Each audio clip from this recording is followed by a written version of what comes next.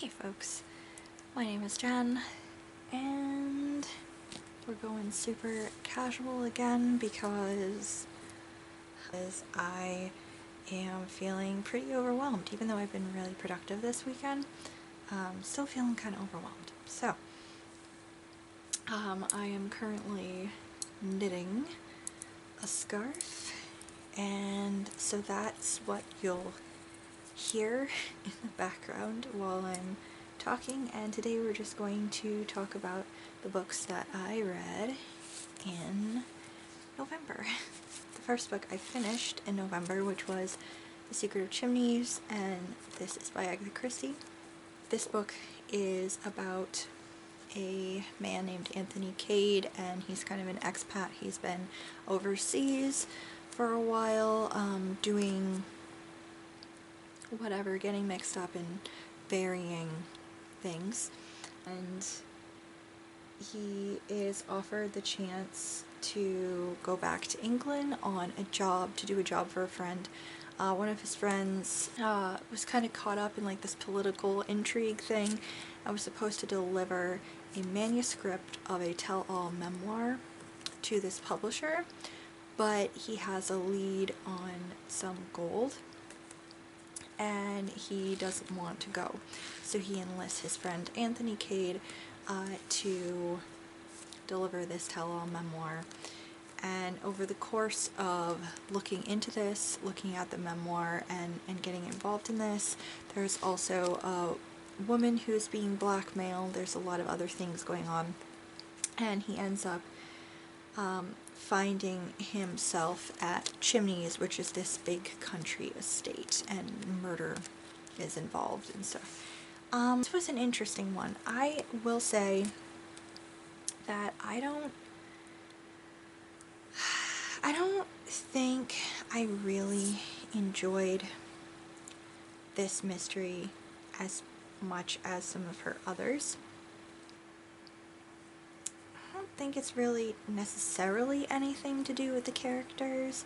I just think that, to me, it didn't feel like a very memorable story at all. And I mean, I think sometimes that's the problem with her standalones, or at least her books that don't like automatically involve Poirot or Miss Marple.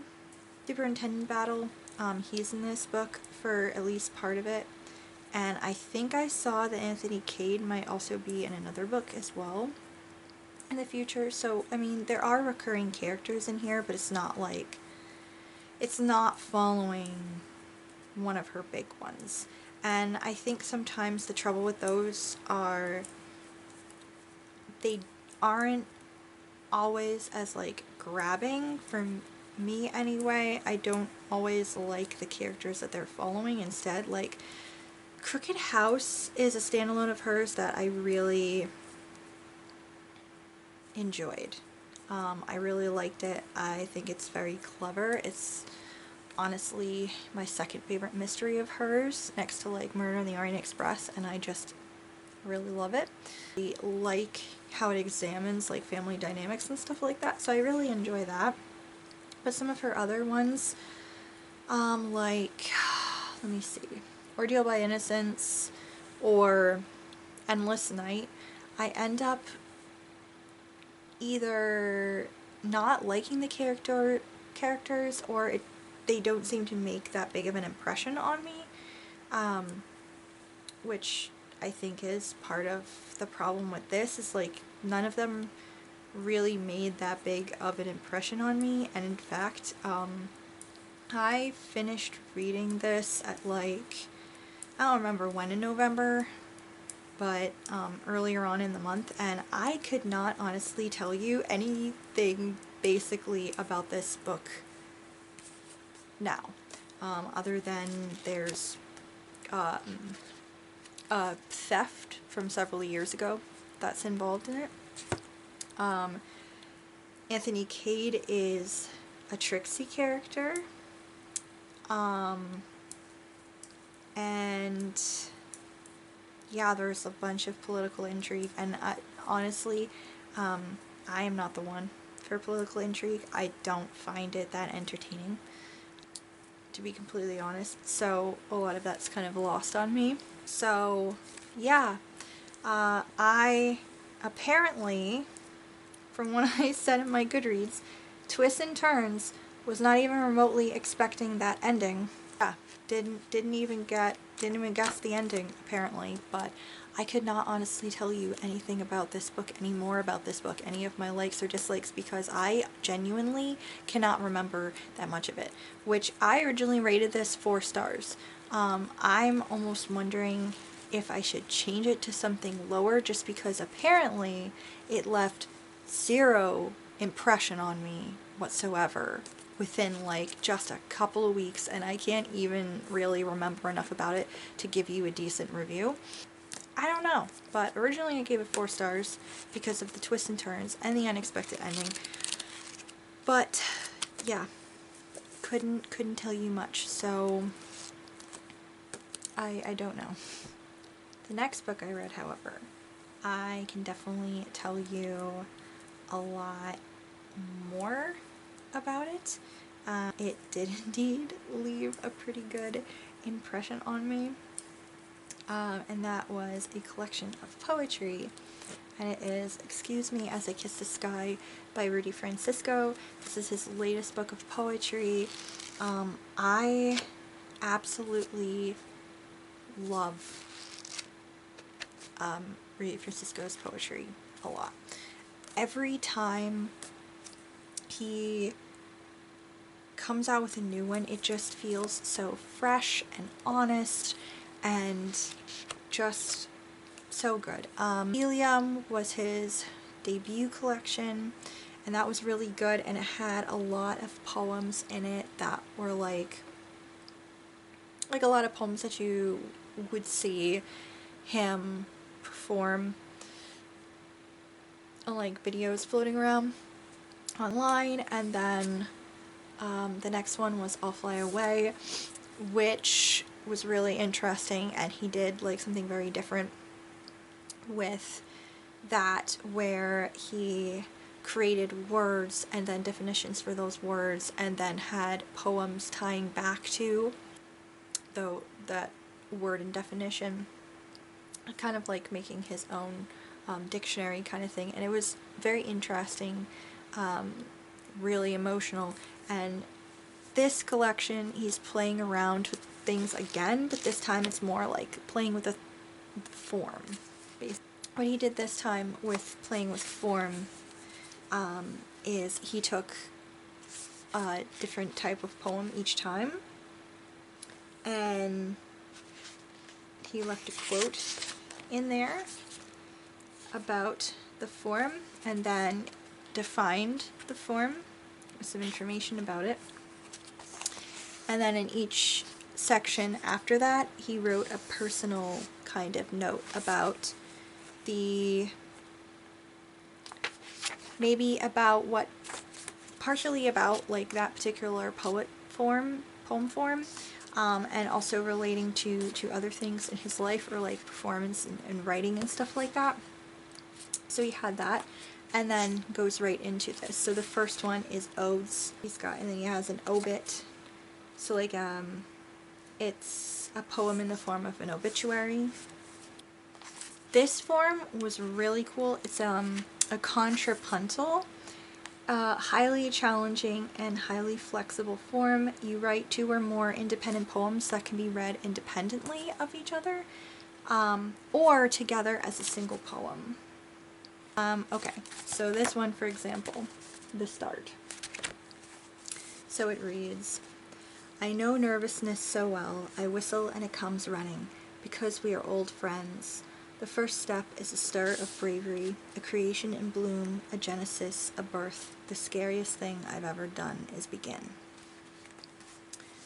The other half reads, I call anxious by its first name, its ears perking at the sound of my voice. Starting is a ritual of sweaty palms, a ceremony of courage. The reason why there is a story, the best thing I've ever done is begin. then when you put them together, it goes, I know nervousness so well, I call anxious by its first name. I whistle and it comes running, its ears perking at the sound of my voice, because we are old friends. Starting is a ritual of sweaty palms. The first step is a stir of bravery, a ceremony of courage, creation in bloom, a genesis, a birth. The reason why there is a story. The scariest thing I've ever done is begin. The best thing I've ever done is begin. So it ends up coming together and creating like a new... I really thought that was cool. I had never seen that before. And I thought that was just... blew my mind. It's really awesome. I can see how it is so difficult though. Like really hard.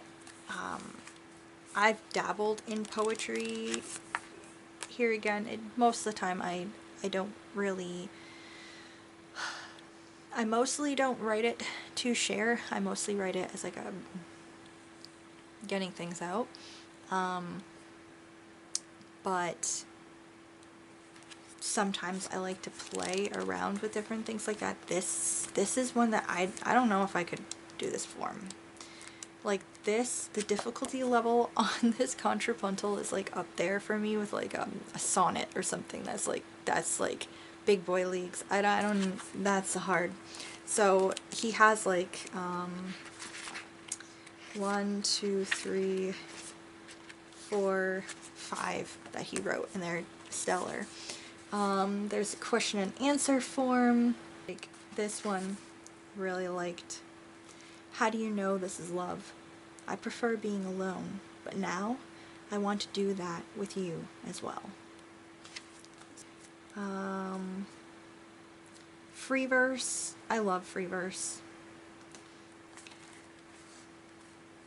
Then there's page to stage, which is more about like spoken word. There's one that I really love in here. That's Orville. A letter from Orville to Wilbur the evening before their first flight. It's a little bit long, so I won't read it, but that's like one of my favorites in here. One of my other favorites is very long. It's called A Few Things. And oh my gosh, that one got me.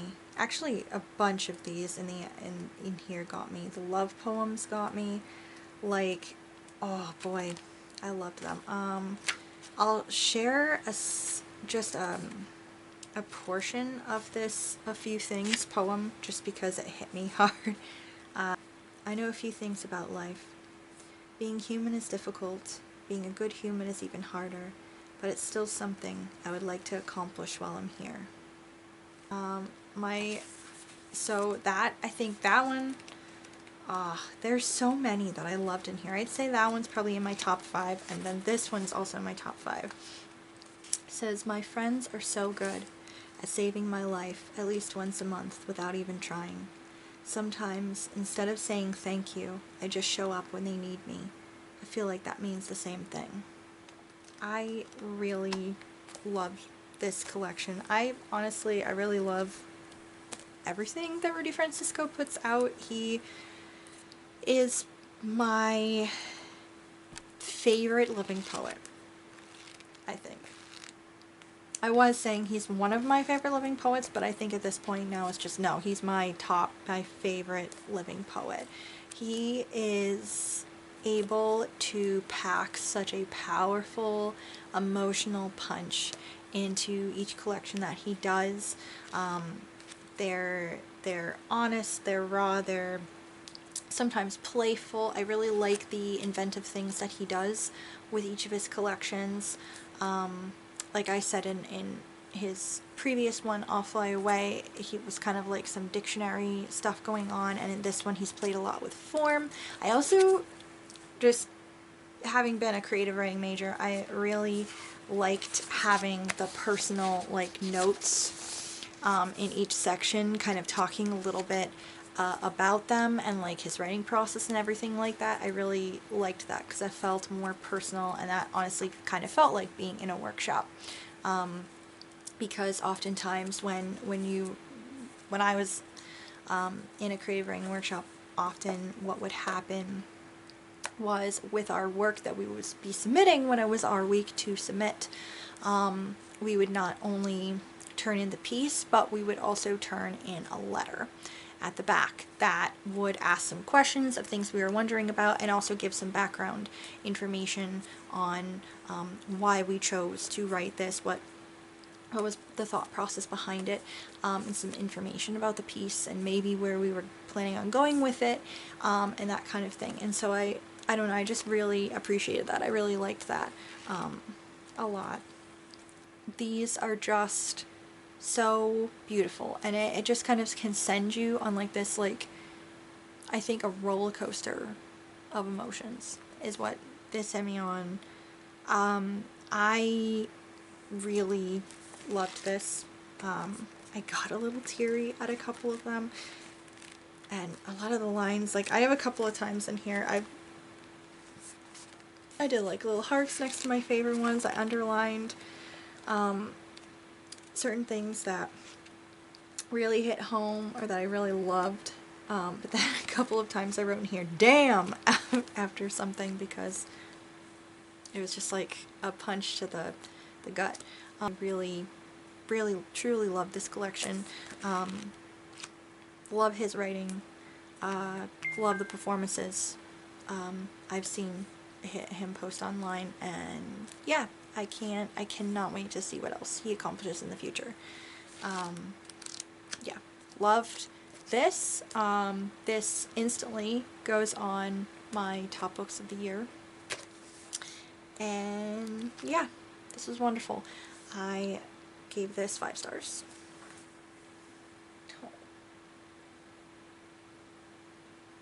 So snuggly. The next book that I read in November I did a reread of The Haunting of Hill House by Shirley Jackson. I read a physical copy this time because I had this copy that I bought, this summer or something. Also, by the way, this is so floppy. This was actually physically enjoyable to read as well. This book has a collection. It not only has like an introduction by Laura Miller, which was interesting, and it's just more about like Shirley Jackson and stuff, which I was pretty happy with because I wanted to know more about Shirley Jackson anyway. She lived in Vermont for a while. She actually worked at Bennington College, which was not the school that I went to, but it was like our rival school. But I know she's written a couple of nonfiction books as well that I would really like to read in the future, and I think it was about living in Vermont, raising her kids and stuff. And they sound really kind of funny and cool as well. The other thing that was in here, besides the introduction, which the introduction was really cool, there's also Haunted Castles, Dark Mirrors on the Penguin Horror series by Guillermo del Toro. It's interesting.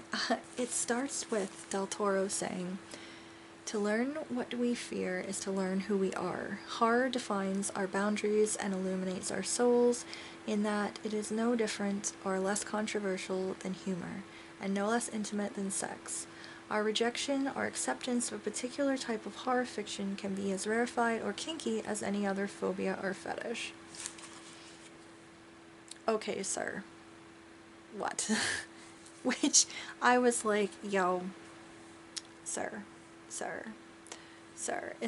is your way of explaining to me that blood turns you on? Thank you, I guess. Being aside, I was like, what is he even on about? But then reading that and then thinking more about it, I was like, yeah, I guess every person's fears are particular to them. Like, there are certain fears that a lot of people can agree on, you know, death, fire, claustrophobia, spiders,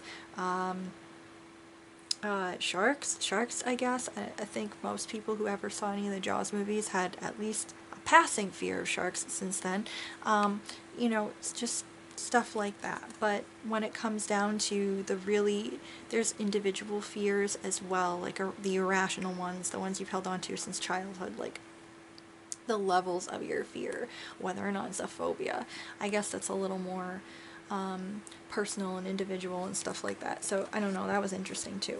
But yeah, so this edition's pretty cool because it had both of those in it, which I also found to be pretty interesting reading. Getting into the story itself, if you don't know what The Haunting of Hill House is about, it is following a doctor. He's like, is he a parapsychologist? Doctor of philosophy, but very interested in kind of like parapsychology, and whatnot, and he ends up renting out Hill House, which is this big manor house. He rents that out with the interest of bringing people who are connected with paranormal experiences and sensitivities, and bringing them to this reportedly haunted house so they can document things and see if anything occurs, see what happens. There's a member of the family who owns the house is also there to make sure things are okay. And it's kind of about him and these two women who had different paranormal experiences, and then this other man who is the family who owns the house. They're all there to document the possible hauntings. It opens with a paragraph that I think is probably one of my favorite openings ever in books. It is, "No live organism can continue for long to exist sanely under conditions of absolute reality. Even larks and katydids are supposed by some to dream. Hill House, not sane, stood by itself against its hills, holding darkness within. It had stood so for 80 years, and might stand for 80 more. Within, walls continued upright, bricks met neatly, floors were firm, and doors were sensibly shut. Silence lay steadily against the wood and stone of Hill House, and whatever walked there, walked alone." And I know I've seen other people like talk about this book before, and I've heard people say, oh, it's terrifying. I've heard people say this is really boring, or I don't get it. To be completely honest, I think the first time that I read it, I think this is my third read of it. The first 2 times I listened to audiobooks. And I think the thing that I found so terrifying about it at the time when I was listening to the audiobooks, there's a little bit of mood music within the audiobooks. The guy who was reading it did a wonderful job, just so good, very immersive. And also the fact that I had watched the show, The Haunting of Hill House, but I wasn't able to finish the show. I think I made it to like either 4 episodes away from the end or 3 episodes away from the end maybe, and I had to stop because I was legitimately too scared to function. A responsible adult. Just bringing up a lot of big irrational childhood fears of mine, kept me up late at night thinking about stuff. I had nightmares. It emotionally brought me to a place that I don't think I'd been since I was a kid, and absolutely terrified of the dark. Dude, when I say that is the scariest thing I've ever watched, it is the scariest thing I've ever watched, because the fear it made me feel was almost debilitating. And I cannot fully explain to you why.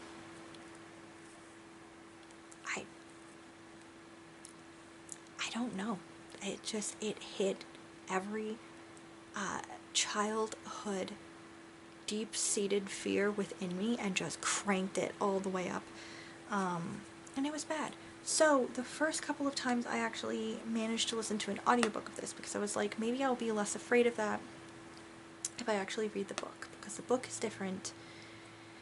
And I had seen many times The Haunting with Catherine Zeta-Jones, which is based off of this as well, and I had seen that several times, and that's not scary. So I was like, okay, I just need to do this. And I think what scared me most about the audiobooks, besides the fact that they were very atmospheric and whatnot, was also because I was still holding on to that terror from that stupid show. I didn't even friggin' finish, and will never finish, frankly, because no. This book was like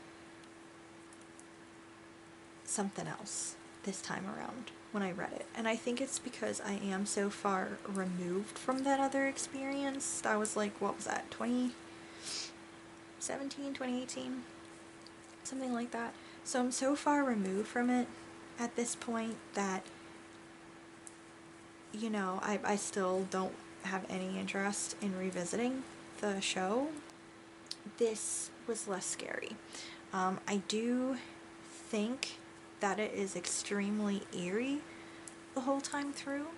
I wouldn't call it outright terrifying. I could see why people would be actually scared of it. But me personally, I don't find it very, like, horrifying, but I do find it deliciously creepy and kind of eerie the whole time. As you're wondering the things that are happening, what are they? People are experiencing them, especially when one of the main characters, Eleanor, she is 100% an unreliable narrator. And I have mixed feelings about unreliable narrators, but she is a very interesting one because sometimes it's like, okay, so things are going on, everybody's experiencing this is what's going on. But then even in like the earlier parts of the novel, when she's like describing certain things or like reacting in certain ways to things, it's like, is she actually saying things to people? She's not saying things to people. It's just very strange. She seems like she's off kilter. There's definitely some stuff going on. She's got some, I'd say, mental or emotional baggage that she hasn't dealt with. A lot of stuff going on. There's a lot of things going on with her own family dynamics that are really messed up, and her inability to, like, be able to have or form interpersonal relationships in a proper manner. I guess that's a lot of it. Then you have the other people at the house. You have the very beautiful and worldly Theo. You've got the kind of sarcastic, charming layabout Luke, who's a member of the family who owns the house, and then you have Dr. Montague himself. Then you get other characters that come in later, and I hate them, and I really wish the house ate them. It's just very interesting the whole time to go along and be like, okay, so that's a weird thing, this is a weird thing, this is also a weird thing. But then as time goes along and Eleanor is like interacting with others and you're very closely related to her head, in her head when she's like narrating the story, and you can tell like there's some stuff going on though, like this is what's happening and you're describing it, but it just feels like she infers a lot, or assumes a lot about what other people are thinking, feeling, reacting to things. Just And that, I think, also ties into the parts of her being an unreliable narrator, because you have to ask, she's telling us this, but is that really what they're thinking and feeling? Is this really what's happening? Is this really what is going on here? Is there something more? And the whole time you have to ask yourself, okay, this place is haunted, but how haunted is it? We know that there's a darkness within this house, but how dark is it? And is it really all the house? Is it part of the baggage and shit that people have brought into it? Is it just the house amplifies that? There's a lot going on in here, and I think what makes it a really enjoyable read, other than it's, you know, very atmospheric, it's very eerie the whole time you're reading. It makes you feel like you're maybe just a little bit off kilter the whole time while reading it. I think what really makes it even more enjoyable is the writing itself. It's very beautiful. Like that intro paragraph the opening paragraph I read, that is gorgeous. And I think that's a large part of it, is how beautifully this is written. The descriptions, the way things are worded in here is just so gorgeous.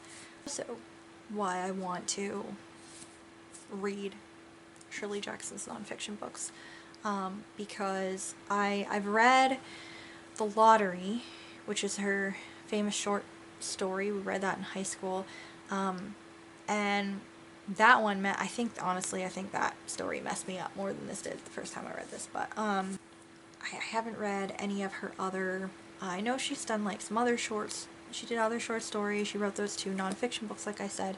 But I really want to seek out her other writing as well, just because so beautiful, so beautifully done. Yeah, I really enjoyed this read of it. I think I enjoyed it this go around a lot more, maybe because I'm so far removed from the show that this is no longer terrifying to me. But it is very, very beautifully done. Classic horror, but definitely I think a lot more psychological than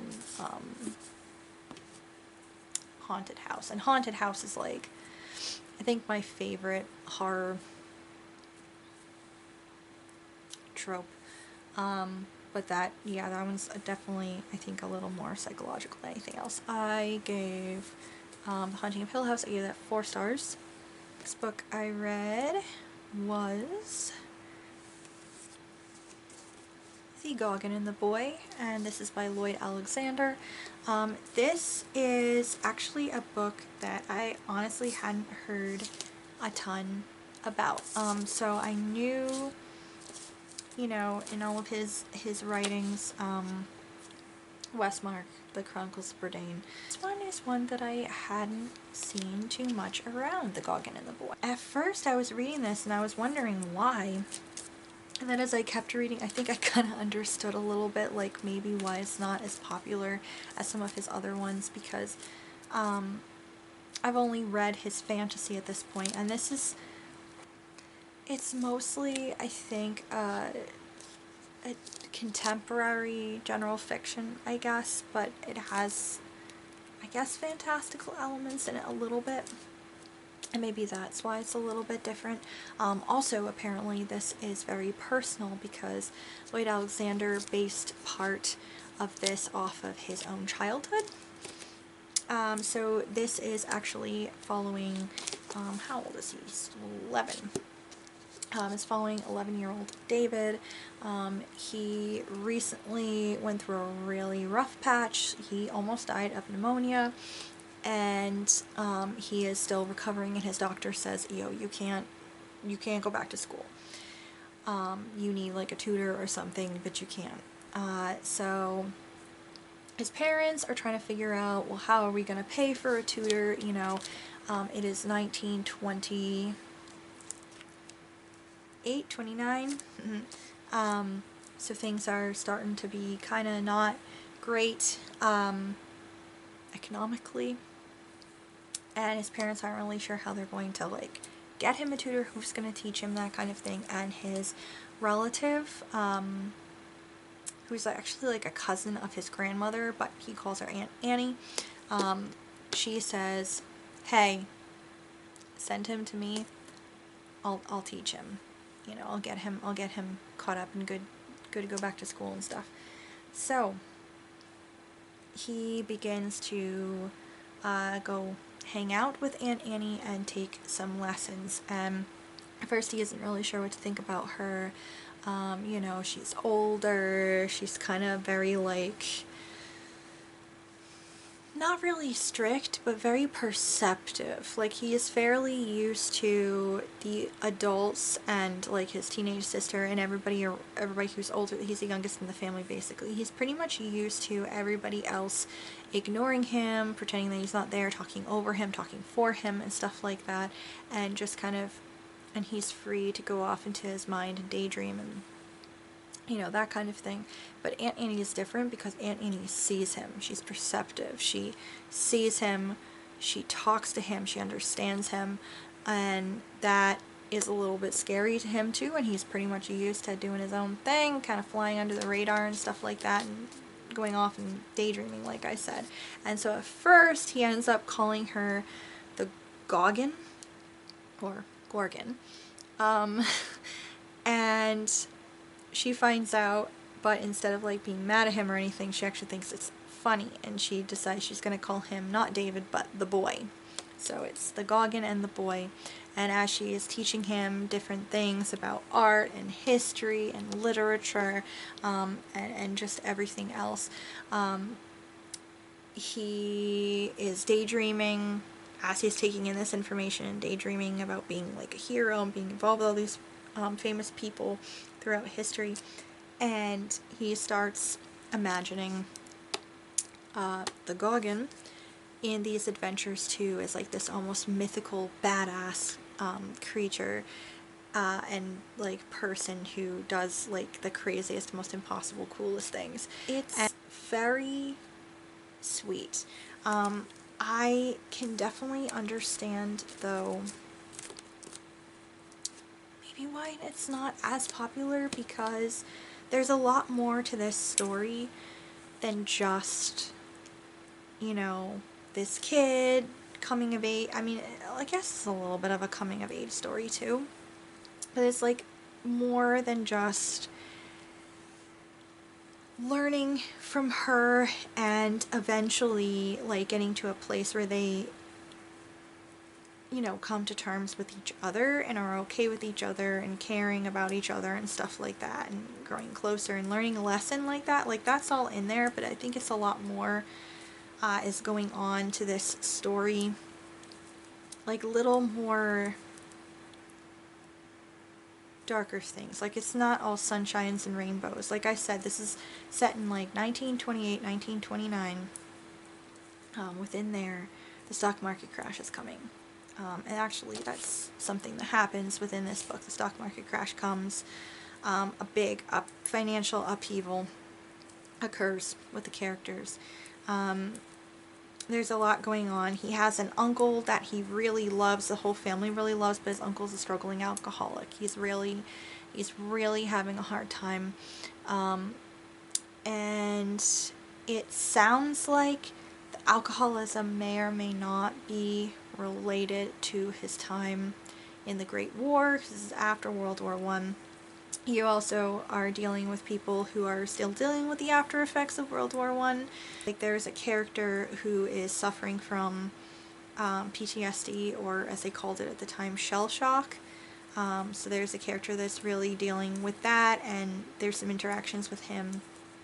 Then you also have characters who lost a lot over the years due to that, or due to the influenza epidemic that really kind of ripped through the world. I think it was in like 1918, I think was like a big section of it, but I think it was around for, I think it was a big deal for a while. And the reason why David actually gets, he's not well at home with pneumonia because his mother refuses to bring him to the hospital. She insists on doctor visits because she remembers how bad the epidemic was and how people would get sick at the hospital and die, and she's like terrified, and she doesn't want her son to go there because she remembers what it was like during the influenza epidemic. So there's like there's a lot of stuff going on, and a lot of it is like through the eyes of this 11 to 12-year-old boy who's kind of experiencing things, he's witnessing things, he's hearing things. Some of the things he says is like very matter of fact, because you can get that he doesn't fully kind of understand, and also part of that is like he's also the invisible boy. People don't really think much about there being a child around, and so he's also overhearing things, but not really grasping a lot. So there's a lot of other things that are kind of underlying going on in this book as well. So it's a lot. I really enjoyed it though. It made me cry. It was funny, very beautifully told. There was a part in here that I was not expecting that hit me real fucking hard. There's the ending got me so much. Actually, most of this got me so much. I don't know, I was just reminded again with this book how much I enjoy Lloyd Alexander's writing, and how much like he has become like one of my favorite authors just in the span of a couple of years, just becoming like one of my all-time favorite authors, because he is able to talk about tough things and kind of put them in like a perspective that not only would be more digestible for children to understand, but also something that can still touch you as an adult and make you feel for the characters, make you relate to the characters, make you like just really connect with the story. And yeah, I also really like the fact that this is a little more, I guess, sounds like it was more of a personal story for him too, which I guess is also why it's a little bit different than some of his other like straight up fantasy books that I've read. Yeah, emotional, beautiful, really sweet, and yeah, I very much enjoyed this. I really loved it. I don't think it can possibly surpass the Westmark trilogy or Prydain or anything in my eyes, but I really, really loved it. Really, really enjoyed this. Like I said, confirming yet again why he's one of my favorite authors. So, give this 5 stars. Next book that I read in November was Cards on the Table by Agatha Christie. I own a physical copy. I actually did not read the physical copy. I just grabbed it off my shelf, so I had this here. You can see and I can reference it. I actually listened to the audiobook, which is read by Hugh Fraser, who played Hastings on the Poirot show. So I listened to an audiobook of it because I was starting to work on holiday projects, and I also just kind of wanted to listen to something.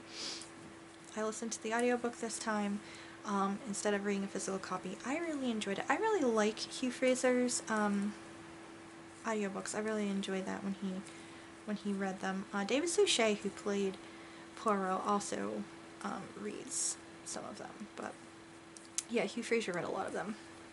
I think he does a fairly good job. His accent, his Poirot accent, is acceptable.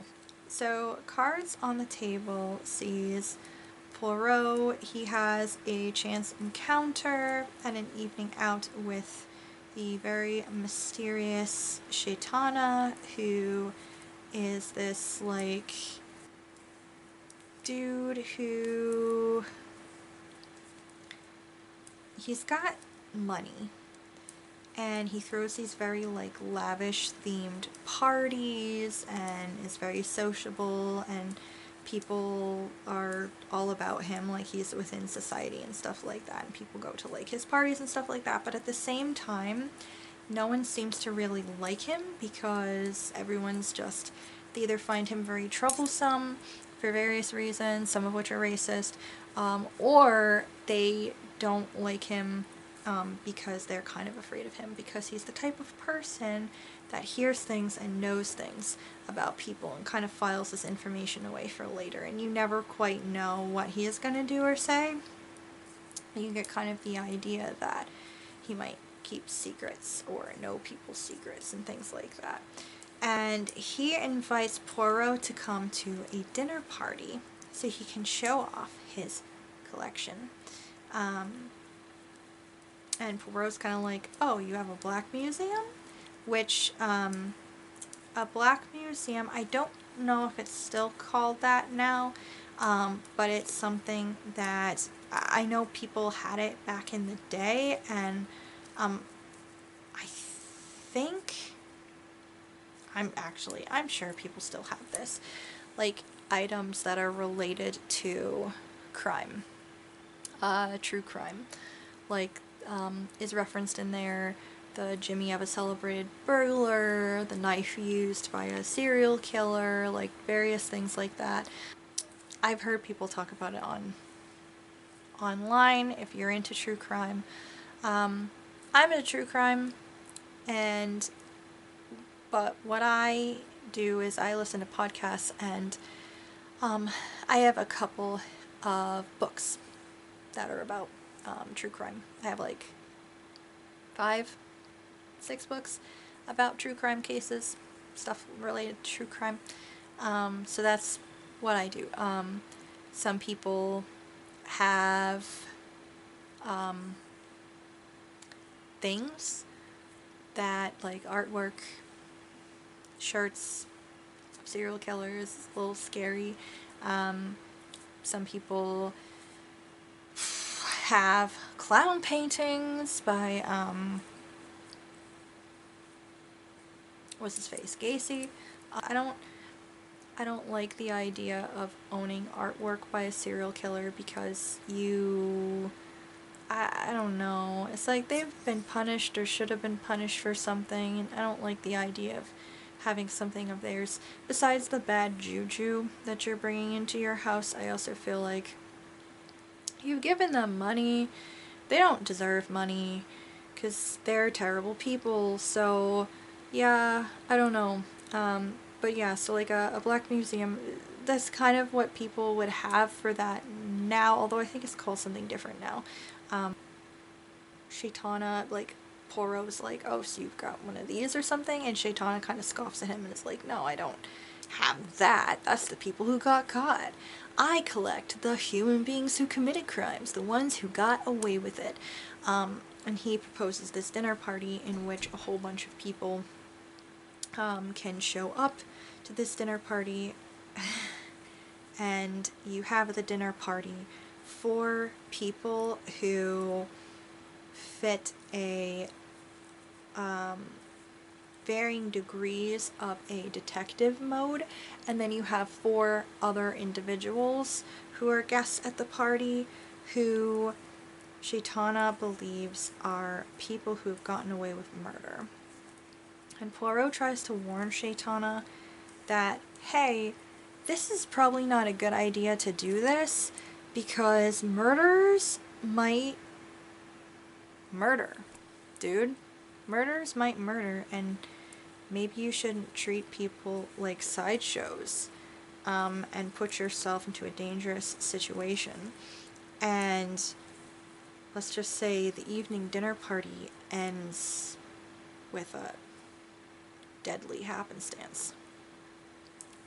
So I really enjoyed Cards on the Table. You know, it's definitely a product of its time. There's a couple of parts of it that aren't great, but it's also very twisty-turny. It had been several years since I'd read it, and I knew that, you know, a killer. I knew a killer in the story, but I didn't know which.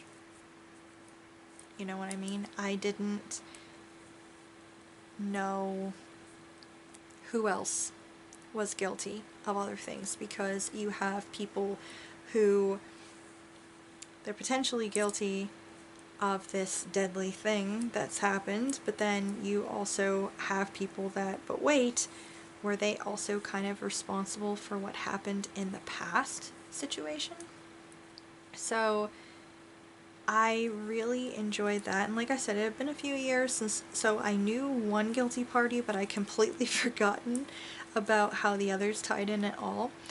So that was really fun to re-experience that again, because like I said, I'd totally forgotten about that.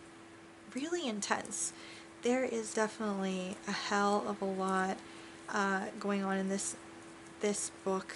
The ending, for me, loved the last couple of chapters. Impressed. Loved it. So good. Really entertaining. Poirot is always a lot of fun. There's a bit of Ariadne Oliver in here, and I do really enjoy her. You know, she's like basically was Agatha Christie's self-insert, but also kind of like a self-deprecating self-insert. So it's like she's really put this character in here to kind of like tongue-in-cheek make fun of herself. It's just very entertaining. I will have to say though, I watched, what did we watch recently? The Haunting in Venice. I don't really want to, I can't go fully in depth about that book, that movie. I can't, because I'm gonna have some thoughts, and that would be that would take a whole other video for me to explain my thoughts and why I am tired of Kenneth Branagh doing things. So, we're not gonna get into that. But, I will say that I don't think Tina Fey was the right choice for Ariadne Oliver. I love Tina Fey. I think she's a great actress. I think she's really funny. I don't think she was the right pick for Ariadne Oliver. I think she was the exact opposite of who I would have picked to play Ariadne Oliver ever in a million fucking years. But, Ariadne Oliver in the book is... Who would make more sense as her? If I was to pick somebody. First of all, she's not an American. She's British. But,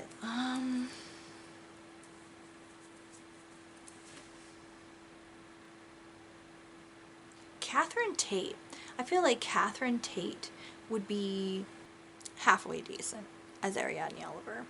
Although Catherine Tate can also be a lot more pushy sometimes, or maybe I'm just thinking about her as like Donna Noble, but I feel like that's more an Ariadne Oliver than Tina Fey.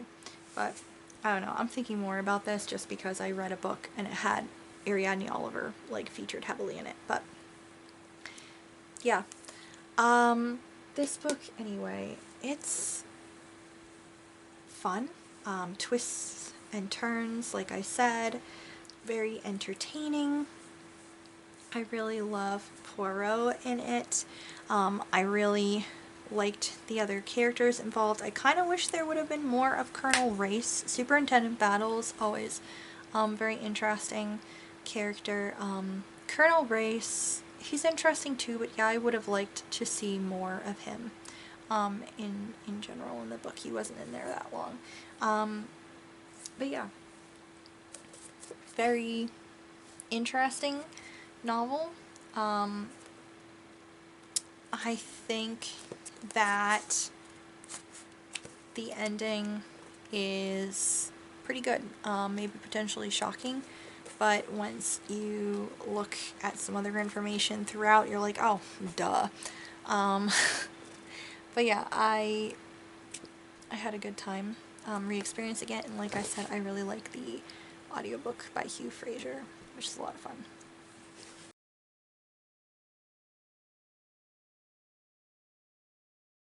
Anyway, that was it, folks. This was everything that I read in November.